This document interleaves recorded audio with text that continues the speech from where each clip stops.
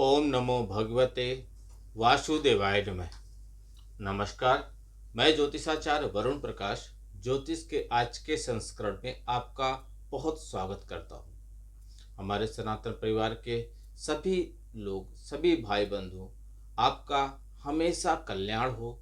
आप पर ग्रहों का, राशियों का हमेशा सकारात्मक प्रभाव रहे। आप तरक्की करें, आगे बढ़ें, प्रगति के मार्ग पर रहें और अपनी इच्छाओं की पूर्ति करते हुए अपने लक्ष्य को प्राप्त करें।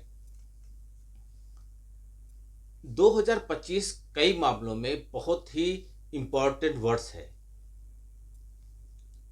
2025 में 4 प्रमुख ग्रहों का गोचर हो रहा है, जो बहुत धीरे रफ्तार से उनका स्थान परिवर्तन होता है, जो एक राशि से दूसरी राशि जाने में काफी समय लेते हैं। जिसमें सबसे पहले स्थान पे आते हैं शनिदेव, जिनका 29 मार्च को गोचर हो गया।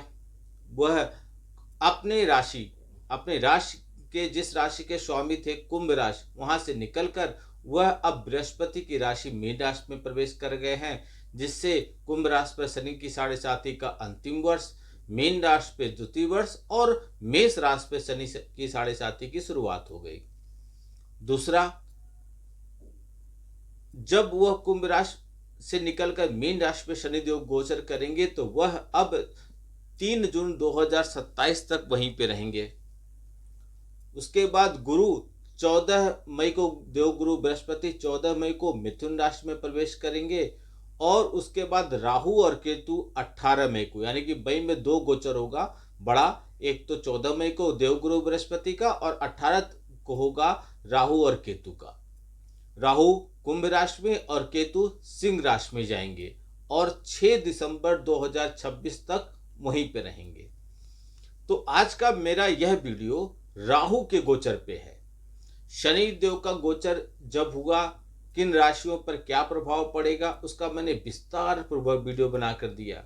देवगुरु बृहस्पति का जब गोचर होगा, किन राशियों पर कैसा प्रभाव पड़ेगा, उसका भी मैंने विस्तार पूर्वक आपको वीडियो बनाकर दिया है। आप मेरे चैनल पे जाकर अपने राशि के अनुसार से देखकर और क्या सावधानी बरतनी है, क्या करना चाहिए, क्या करने से आपको लाभ मिलेगा, वह सब मैंने विस्तार पूर्वक बताया है। आज का मेरा यह विशेष ब्लॉग राहु के गोचर पर रहेगा। इसके बाद अगला वीडियो आप केतु के गोचर पर देखेंगे। तो सबसे पहले समझिए राहु के बारे में। राहु क्या है, कैसे राहु काम करते हैं, यह सब समझिए। उसके बाद फिर मैं आपके राशि के बारे में बताऊंगा। राहु को वैदिक ज्योतिष में बहुत ही रहस्यमय ग्रह के रूप में देखा जाता है। बहुत इनका रहस्य बहुत होता है, कुछ समझ में नहीं आती है। राहु के बारे में यह कहा जाता है, यदि आप राहु को प्रसन्न कर ले जाते हैं, वैसे तो कलयुग में खास तौर पे राहु केतु और शनिदेव को प्रसन्न कर ले जाते हैं तो समझिए आपका तो बहुत बड़ा काम बन जाएगा।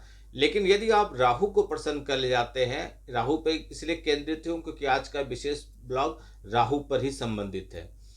एक बात और आपसे निवेदन करूंगा, हमारे सनातन परिवार के सभी बंधुओं से, हमारे परिवार के आप सदस्य हैं, वीडियो को यदि अभी अभी आप देख रहे हैं तो लाइक कीजिए, सब्सक्राइब कीजिए और लोगों तक पहुंचाइए, शेयर कीजिए। यदि आपको कुछ भी कमेंट बॉक्स में नहीं लिखने को है तो आप जय श्री राम लिख दीजिए। चलिए आगे बढ़ते हैं। तो राहु किसी इंसान को, यदि आपकी कुंडली में राहु अच्छे पोजीशन पे हैं तो रंग को भी राजा बना देते हैं, और यदि थोड़े से भी वो अच्छे पोजीशन पे नहीं है तो राजा को रंक भी बना देते हैं। कुछ समझ में नहीं आता कब क्या दे देंगे, कुछ समझ में नहीं आता कब क्या छीन लेंगे। यह कूटनीति और राजनीति दोनों देने वाले ग्रह है राहु। यदि धार्मिक, राहु क्या है समझिए, यदि धार्मिक मान्यताओं को देखा जाए तो एक दैत्य था स्वरभानु।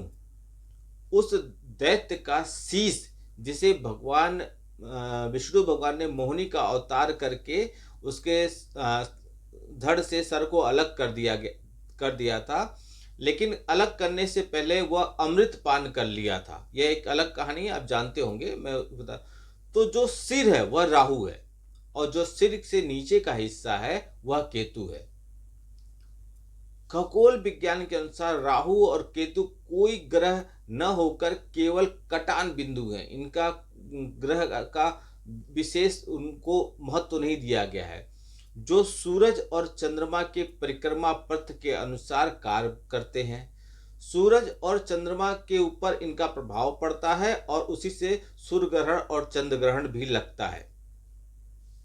सूरज और चंद्रमा के परिक्रमा पथ के अनुसार, जैसे खगोल के अनुसार मैं बता रहा हूं, तो यह अपना प्रभाव दिखाते हैं। वैदिक ज्योतिष में इन्हें छाया ग्रह कहा जाता है। राहु को, केतु को भी कहा जाता है, लेकिन आज का वीडियो राहु पे है। लेकिन इतना छाया ग्रह होने के बावजूद भी राहु ग्रह का महत्व कम नहीं होता है ज्योतिष में। राहु की स्थिति को सदैव ध्यान में रखा जाता है कि आपकी कुंडली में राहु कैसे हैं, कहाँ पे उनकी दृष्टि पड़ रही है, बहुत चीज़ों का होता है। इसलिए मैं हमेशा कहता हूँ कि आप अपनी कुंडली का विश्लेषण करा लीजिए, जिससे आप व्यक्तिगत तौर पे अपने बारे में बहुत कुछ जान सकते हैं और उसका उपाय करके हर एक चीज को आप पॉजिटिव कर सकते हैं, अपने फेवर में कर सकते हैं। तो राहु महाराज पिछले काफी समय से बृहस्पति के जो राशि है, बृहस्पति के स्वामित्व वाली राशि मीन राशि में गोचर कर रहे थे। अब वह 18 मई को शाम के समय शनि के स्वामित्व वाली राशि कुंभ राशि में आएंगे। अब आप ये समझेंगे, मीन राशि में थे तो कुंभ राशि में क्यों आएंगे? मीन राशि में थे तो मेष राशि में जाना चाहिए था, आगे जाना चाहिए था। लेकिन राहु और केतु के साथ ऐसा नहीं होता। ये दोनों लोग विपरीत मार्ग करते हैं, यानी कि उल्टा चलते हैं। तो इसलिए आगे वाली राशि में न जाके पीछे वाली राशि में आते हैं। राहु का गोचर आमतौर पर एक राशि में 18 महीने के लिए होता है और 18 महीने तक वो जहां पे रहते हैं, जहां पे उनकी दृष्टि पड़ती है, वहां पे उनका प्रभाव दिखता ही दिखता है। वैदिक ज्योतिष में वृषभ राशि, तो कुछ ज्योतिषी मिथुन राशि को राहु का उच्च मानते हैं, यानी कि यहाँ पे राहु बहुत अच्छे माने जाते हैं। तो वृश्चिक और धनु को राहु की नीच राशि माना जाता है। राहु और केतु यदि केंद्र और त्रिकोण के स्वामी के साथ अच्छी स्थिति में केंद्र में त्रिकोण भाव में हो तो राजयोग बना देते हैं। अपनी कुंडली में देख लीजिए, राहु और केतु यदि केंद्र में और त्रिकोण के स्वामी के साथ हों, यानी कि वहां के स्वामी के साथ हों, तो ऐसी स्थिति में आपको राजयोग का कारक बना देते हैं और उनकी दशा व्यक्ति को रंक से राजा तो बनाती ही बनाती है। राहु को ब्याहु भी कहा जाता है, यानी कि कई बार राहु की दशा आने पर जातक का विवाह हो जाता है, ब्याहु कर विवाह करा देते हैं। भले वो बेमोल हो, न करना हो तब भी हो जाए, लेकिन करवा देते हैं। राहु को निरंकुश प्रकृति का ग्रह माना जाता है। इन पे कोई भी अंकुश नहीं लगा सकता, निरंकुश है, इन पे कोई टोका टिप्पणी बाधा नहीं होता है। इनका केवल शीश है, धड़ नहीं है, इसलिए यह सिर्फ सोचने का काम करते हैं। और राहु से प्रभावित जातकों की बुद्धि बड़ी तीव्र होती है, वह हर समस्या का आसानी से हल निकालने में सफल रहता है, लेकिन वह काम को करने की चेष्टा नहीं करता है, यानी कि दिमाग वाले चीज करेगा, मेहनत वाली नहीं। यदि ग्रहों की स्थिति अनुकूल न हो तो केवल सोचकर रह जाए तो कैसे तरक्की करेगा? राहु की कुशल उपस्थिति जातक को एक अच्छा कूटनीतिक बनाता है। राहु जुआ, सट्टा, लॉटरी आदि कामों में सफलता देता है और जातक को अच्छा ज्ञान भी मिलता है, यानी कि दिमाग वाला काम है, जितना भी है देखने, समझने, सुनने का सारा काम राहु करवाते हैं। वर्तमान समय में आईटी का युग है और इसमें भी राहु का प्रभाव सर्वाधिक देखा जाता है। राहु की विशेषता यह है कि वह सदैव उल्टी चाल चलते हैं, वक्री चाल चलते हैं। इस प्रकार किसी राशि में आगे बढ़ने के बजाय वह पिछली राशि में चले आते हैं। जैसे ही मीन राशि में राहु का गोचर हो रहा था तो अभी वह मेष राशि में न जाकर कुंभ राशि में गोचर करेंगे। कुछ विद्वान ऐसे भी हैं जो राहु को कोई दृष्टि नहीं मानते, जबकि कुछ विद्वान राहु की 3 दृष्टि मानते हैं, पंचम, सप्तम और नवम। हर ग्रह की सप्तम दृष्टि तो होती ही है, किसी किसी ग्रह की 3 दृष्टि होती है, उसमें से राहु भी हैं, उनकी दृष्टि है पंचम, सप्तम और नवम। हालांकि ऐसी मान्यता है कि राहु जिस भाव में होता है उस भाव के फलों को खींच लेता है। 2025 में राहु की स्थिति की बात करें तो राहु का गोचर तीसरे भाव, छठे भाव और एकादश भाव में सर्वाधिक उपयुक्त होता है, सबसे अच्छा होता है।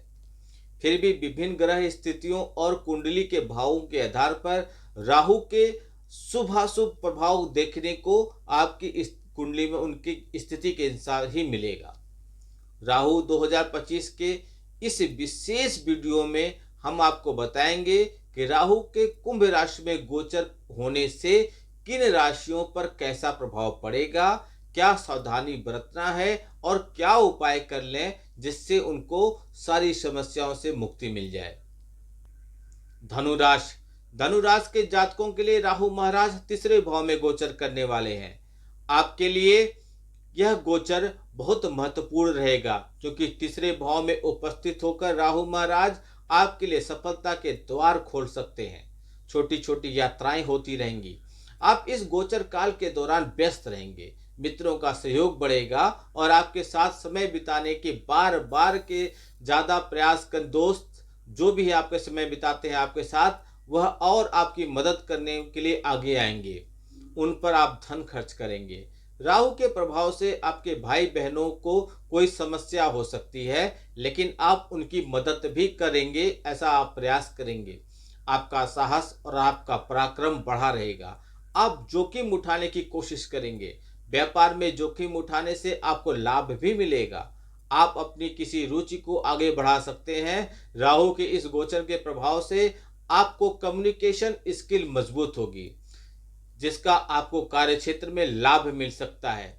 आपके कुछ सहकर्मी आपके लिए गलतफहमियां उत्पन्न कर सकते हैं, अतः उपाय के लिए आपको रविवार के दिन गौ माता को गेहूं और आटा खिलाना चाहिए, इससे आपको लाभ मिलेगा।